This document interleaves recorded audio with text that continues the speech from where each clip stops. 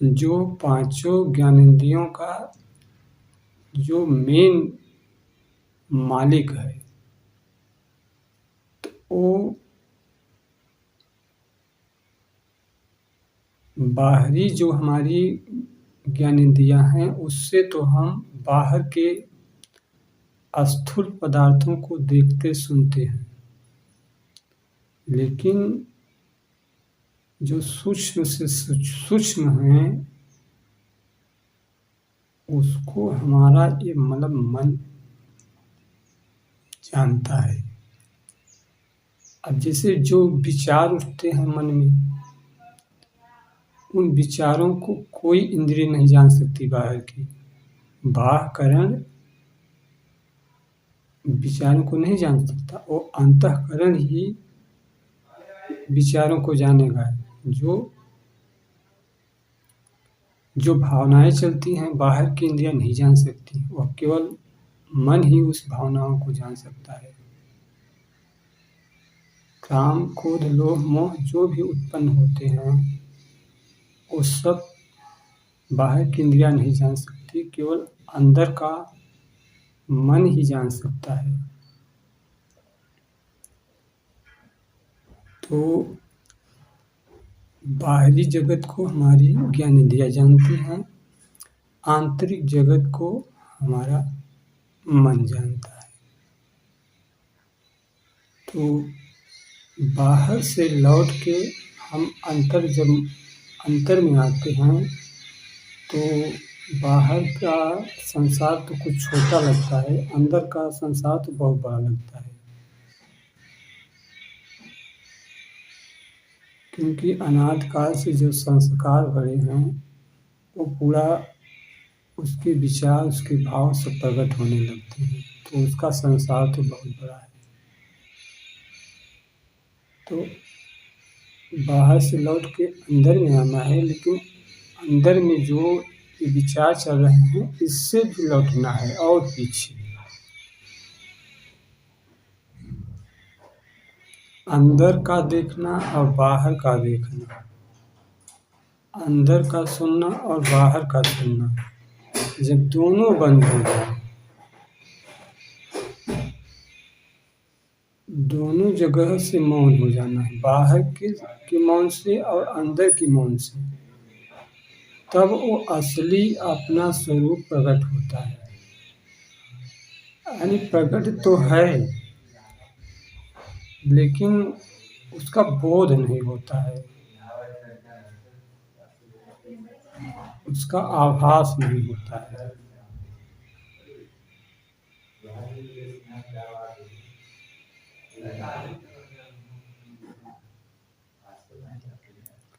तो हमारे ध्यान का तीर अभी इंद्रियों के माध्यम से बाहर जा रहा है। हमने अपनी पांचों इंद्रियों को बंद कर लिया।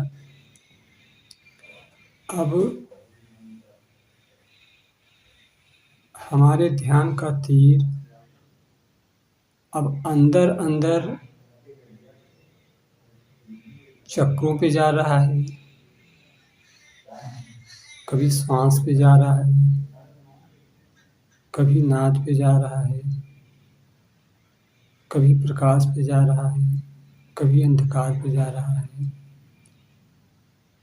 तो ध्यान का वो जो तीर अंदर में जा रहा है उसको भी आप लौटा लें।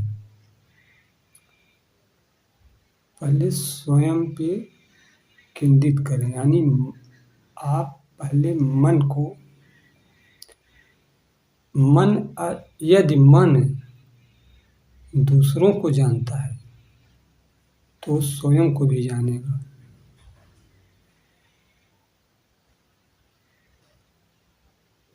तो आप पहले स्व में आए, अपने मन पे पहले केंद्रित हो।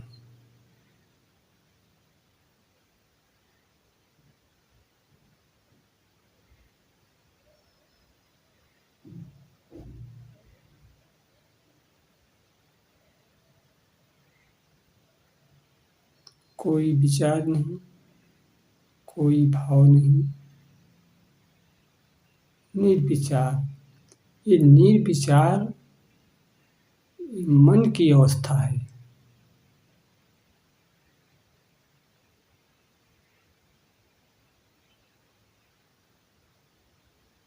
विचार आ रहे हैं तब भी यह मन की अवस्था है। अब विचार नहीं आ रहे हैं तब भी यह मन की ही अवस्था है। तो जब हम निर्विचार हो जाते हैं तो बाह्य जगत और आंतरिक जगत से, दोनों जगहों से मेरा कनेक्शन कट जाता है।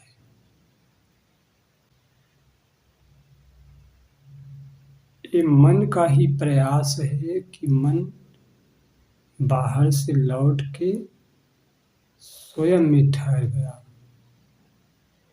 अभी मन का ही प्रयास है। यह प्रयास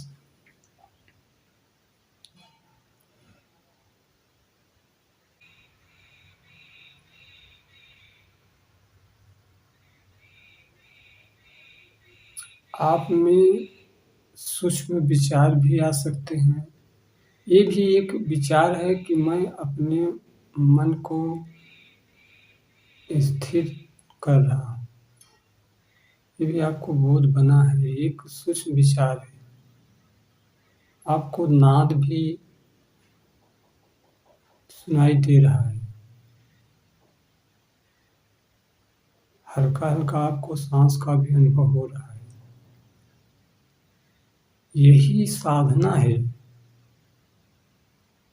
इस साधना में जैसे जैसे हम लोग अंतर्मुखी होते हैं, स्वयं में ठहरते हैं, तब ये तीनों एक साथ में चलते हैं।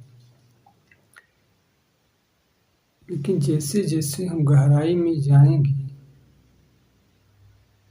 तो ये सांस का बोध और नाद का बोध और जो सूक्ष्म विचार चल रहे हैं, ये तीनों बोध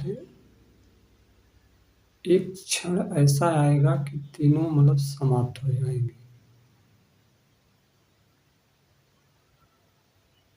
ऐसा नहीं है कि आपका सांस नहीं चलेगा, सांस चलती रहेगी, लेकिन सांस का आपका बोध नहीं है।